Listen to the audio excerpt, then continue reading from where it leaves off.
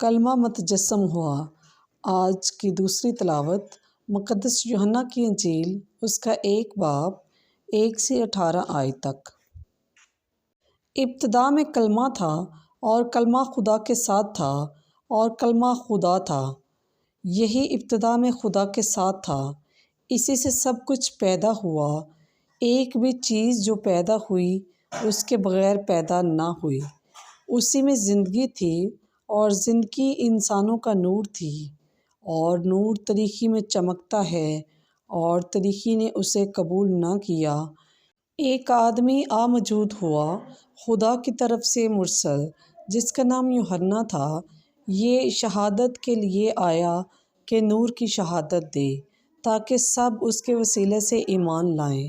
وہ خود تو نور نہ تھا، لیکن نور کی گواہی دینے کے لیے آیا تھا۔ حقیقی نور وہ تھا جو ہر انسان کو منور کرتا ہے۔ جو دنیا میں آتا ہے وہ دنیا میں تھا، اور دنیا اسی سے پیدا ہوئی اور دنیا نے اسے نہ پہچانا۔ وہ اپنے ملک میں آیا اور اس کے اپنوں نے اسے قبول نہ کیا، لیکن جتنوں نے اسے قبول کیا اس نے انہیں اقتدار بخشا کہ خدا کے فرزند بنے، یعنی انہیں جو اس کے نام پر ایمان لاتے ہیں۔ وہ خون سے نہیں، نہ جسم کی خواہش سے، نہ آدمی کے ارادے سے، بلکہ خدا سے پیدا ہوئے۔ اور کلمہ متجسم ہوا اور ہم میں سکونت پذیر ہوا، اور ہم نے اس کا جلال دیکھا، باپ کے وحید کا جلال، فضل اور سچائی سے ممور۔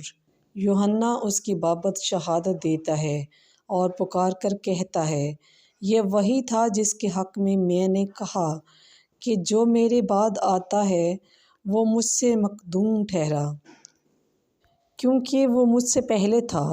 اس کی مموری میں سے ہم سب نے پایا، یعنی فضل پر فضل، کیونکہ شریعت موسیٰ کی معرفت دی گئی، مگر فضل اور سچائی یسوع مسیح سے پہنچی۔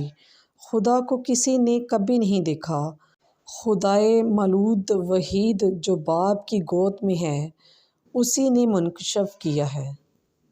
پس پاک کلام کے پڑھے اور سنے جانے پر خداوند کی خاص برکت ہو۔ خداوند کا شکر ہو۔